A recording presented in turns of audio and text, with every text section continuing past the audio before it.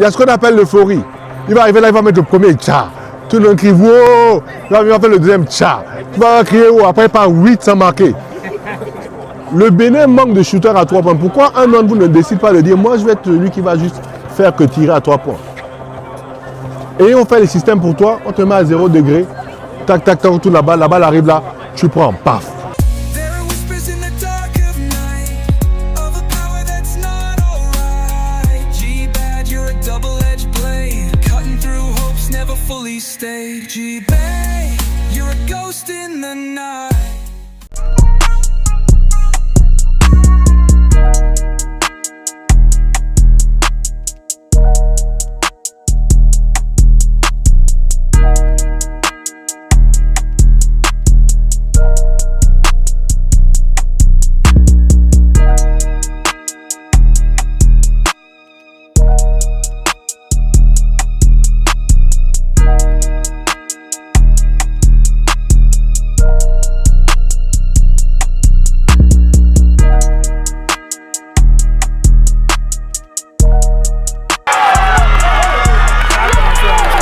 Il est chaud le petit là.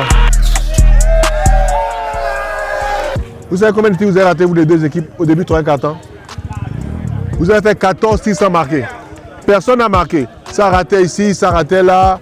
Ça tirait à 3 points, ça ratait en lay-up. Ça montre quoi? Ça montre que l'échauffement n'a pas été fait.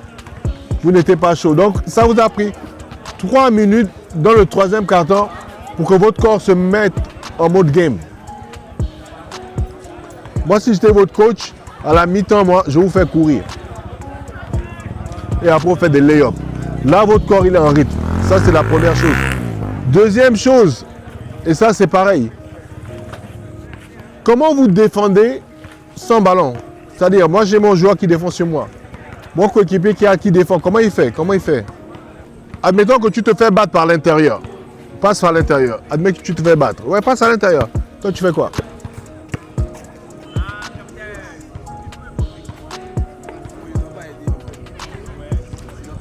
Tu ne dois pas aider comme tu aides là. En gros, toi, lui, il est là. Tu gardes ton gars à distance, mais tu te mets quand même un peu là. Là, voilà. Tu es d'accord avec moi? Qui est le plus dangereux pour le moment? C'est toi. N'est-ce pas? Ça te sert à quoi de venir coller celui-là? Mais non.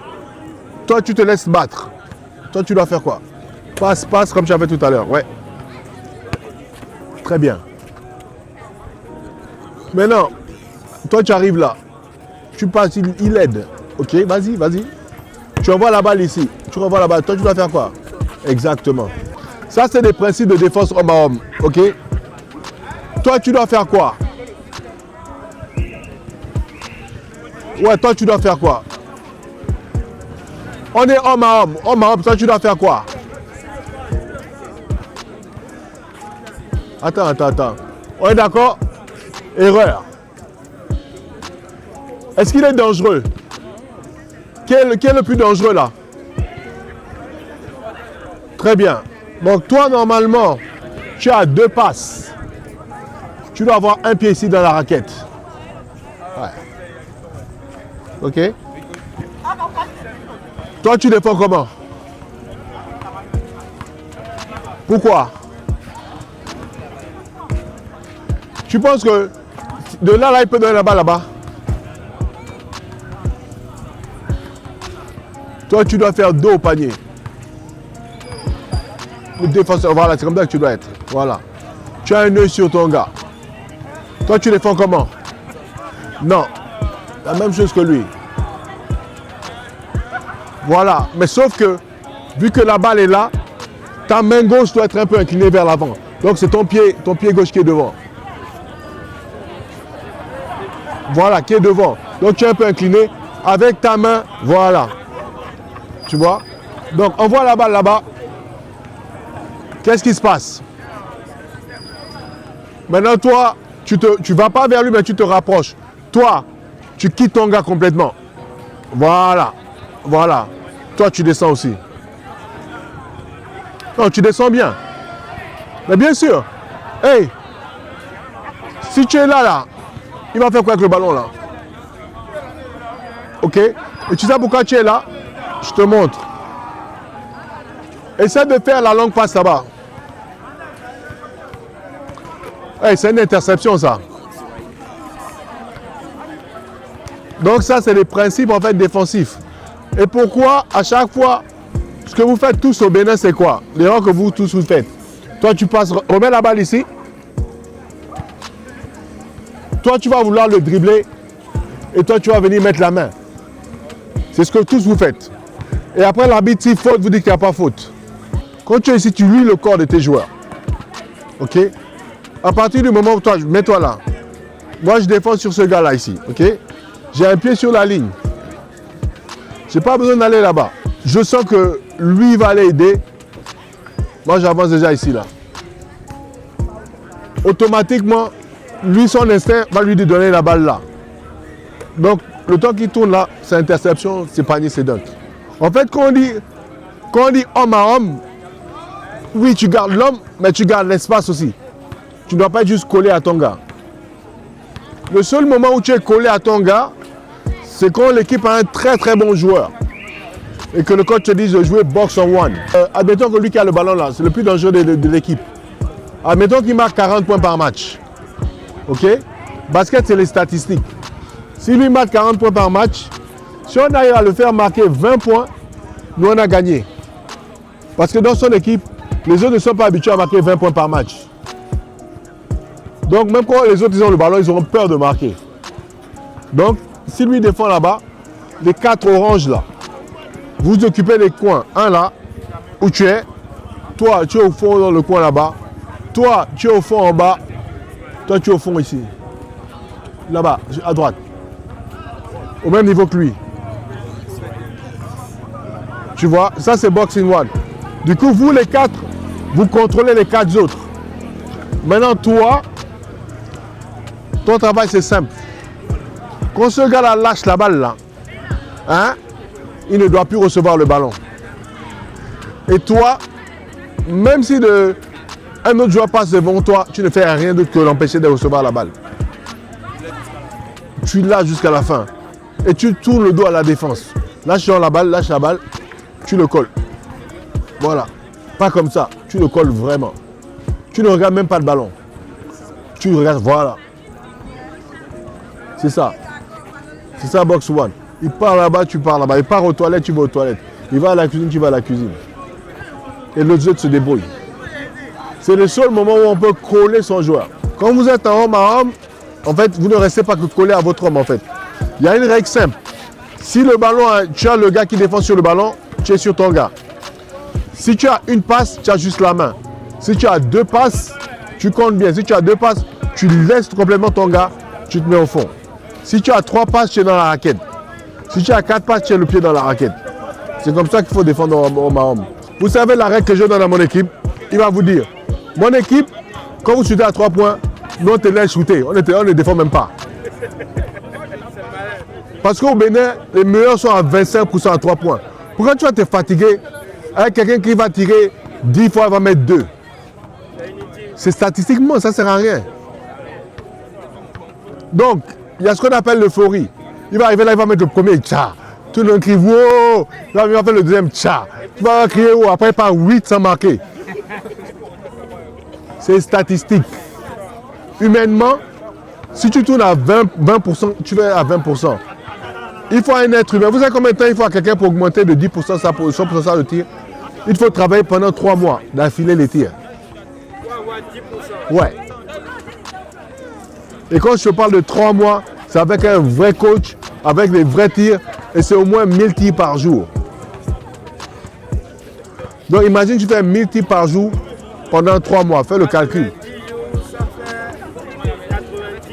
Merci beaucoup. Combien de vous ici a déjà fait ça dans sa vie?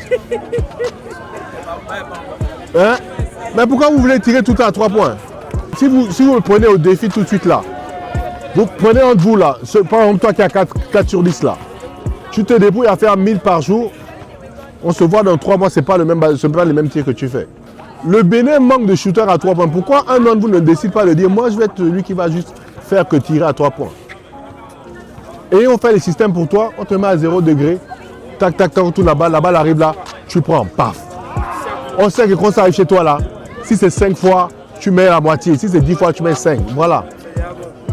C'est comme ça qu'on joue un pro, Fadil. Beaucoup d'entre vous essaient de jouer contre lui là. Est-ce que vous avez vu comment son jeu, il n'y a aucun déchet? Il ne rentre pas dans l'euphorie. Il est bon à 3 points, il est pas mal à 3 points. De temps en temps, il va prendre. Il n'en prend même pas tout le temps. Il prend quand il est vraiment à l'aise, tout ça. Mais par contre, il va aller là-bas boxer les gars à l'intérieur, rebond offensif, il remonte. Il vous prend là. Il fait quoi? Vous tous les intérieurs là, dès qu'il rentre, il fait feinte. Vous sautez tout, il vous donne les polymères N1. Il va lancer franc tranquillement. C'est ça le pro. Vous devez choisir ce que vous êtes bon et vous développez ça. Le bon pro, le bon professionnel, quand je dis professionnel, je parle de même en NBA, il sait faire que 2 choses. Est-ce que vous avez déjà vu Rudy Gobert faire à 3 points? Est-ce que vous avez déjà vu Rudy Gobert venir faire un jump shot? Pourquoi il va faire ça? Il fait les écrans, il dunk. Il fait les écrans, il dunk. Il va un peu contrer de temps en temps. Il a les millions de dollars. C'est ce que vous devez réfléchir. Je suis bon à quoi? Quelqu'un sait pourquoi Steve Nash est un bon passeur? C'est peut-être le seul joueur de la planète qui n'arrêtait jamais son dribble. Si vous me mettez au doute, allez regarder sur YouTube. Quand Steve Nash arrête son dribble, c'est qu'il a déjà passé le ballon. Steve Nash, des fois, il a les contre-attaques, il part en dessous du panier, il dribble, il tourne, il sort du panier, il revient à l'extérieur. En gardant le dribble. Et il réorganise. Allez-y voir sur YouTube. Aujourd'hui, vous avez l'argent, tout est sur YouTube. C'est l'un des rares joueurs qui n'arrête jamais le dribble. Tu vas jamais le voir, il dribble, il arrête. Jamais de la vie. Tant qu'il n'a pas trouvé une solution, il est en train de dribbler. Il est en train de faire quelque chose. Vous, ceux qui êtes de petit taille, vous devez vous inspirer des choses comme ça. Là. Jouez sur votre atout. Votre atout, c'est votre vitesse. Structurez un peu vos jeux. Et aussi, réfléchissez sur la manière dont vous prenez les tirs. C'est bien beau de regarder la NBA, mais tout le monde n'est pas prédisposé à faire les fadeaway. Moi, j'ai un joueur dans mon équipe. On ne le fait pas jouer, il vient se plaindre qu'on ne laisse pas jouer son jeu. Je dis, mon ami, tu fais fadeaway. Il dit, mais je ne sais pas faire fadeaway. Même en NBA, ce n'est pas tous les joueurs NBA qui font fadeaway. Moi, je ne sais pas pour vous, mais je crois que 2 joueurs qui font fadeaway. Peut-être un peu, comment il s'appelle là, le gars qui était... Qui? Ouais, de Rosen. Nowitzki, ne sait même pas fadeaway, il recule là sur un pied. Le fadeaway, que moi, ce qu'on appelle le fadeaway, c'est Kobe Bryant et LeBron James ceux qui font ça. Fadeaway, quand tu recules là, tu pousses sur tes jambes et tu recules et tu restes assis en l'air. C'est ça, fadeaway. Stephen Curry que tu vois qui joue depuis le milieu du terrain. Tu sais combien de tirs au milieu du terrain? Est-ce que tu sais que quand Stephen Curry tire, ok, dans les séances de tir de Stephen Curry, quand la balle touche le fer, quand il tire, oui, merci beaucoup. Quand il tire, quand il fait son entraînement, quand ça ne compte pas, quand ça touche le fer et ça rentre. Il ne compte que le filet. Tu imagines le niveau d'exigence du gars? Entends-nous là, quand tu touches même la planche, on compte. Et c'est ce niveau-là, il faut qu'on arrive. Mais c'est le travail. Et le travail entraîne la confiance. Si vous commencez à venir travailler sur vous, Fadi, c'est ce qu'il fait. Tout ce qu'il fait là, c'est des trucs qu'il a répété. Il ne réinvente pas. Donc si vous voulez jouer d'une certaine manière, vous vous concentrez pendant 3 mois. Vous travaillez cette chose-là. Une année, on avait une équipe des espoirs de Paris Saint-Germain. Paris Saint-Germain, une équipe du basket à l'époque, qui était venue jouer contre nous au Gabon. Et il y avait un joueur blanc dedans. Nous, on check, nous, comme vous, on pense que le bon basketteur, c'est celui qui fait les dunks, qui fait tous les trucs. Voilà. On le négligeait. Il ne faisait que 2 choses. C'est tirer. Ou quand il prend la balle la première fois, il prend un tir, il met. Deuxième fois, on lui envoie la balle. Quand il reçoit la balle, il fait fin de tir. Nous, on saute. Il fait un dribble, il met. Ciao. On lui renvoie la balle, fin de tir, 2 dribbles. Ciao. Il ne jouait que ça. Et il est devenu professionnel. Et c'est comme ça que tu arrives au haut niveau. Si tu veux faire plein de trucs compliqués, tu ne vas jamais aller. Si vous voulez vraiment développer votre basket, regardez l'Euroleague. Regardez la NCAA, le basket universitaire. C'est là où on apprend à jouer au basket. Il y a du pressing, il y a des tirs, les sélections de tirs sont nickel. Quand les gars ne sont pas libres, ils ne prennent pas de tir. Et c'est là où vous allez progresser. La NBA, c'est beau, mais ce n'est pas le basket. La NBA, c'est le business, c'est le show. Quand tu joues et que tu t'entraînes tout le temps, tu mets des heures, ça se voit, ça se sent. Si vous voulez me prendre au défi, me challenger sur ça, là, décidez vous-même de travailler quelque chose aujourd'hui, là. Et voyez-vous dans 3 mois. Et les gars, moi, c'est un sport magnifique. Moi, c'est un sport qui m'a donné beaucoup de choses dans ma vie. Et c'est pour ça que je passe ma vie à parler avec vous, à parler avec les jeunes. C'est que c'est un sport qui montre quel genre d'être humain tu es. Moi, en voyant un basketteur, je peux savoir si je peux compter sur toi, si je peux aller en guerre avec toi. Je peux savoir si je peux faire confiance en quelqu'un.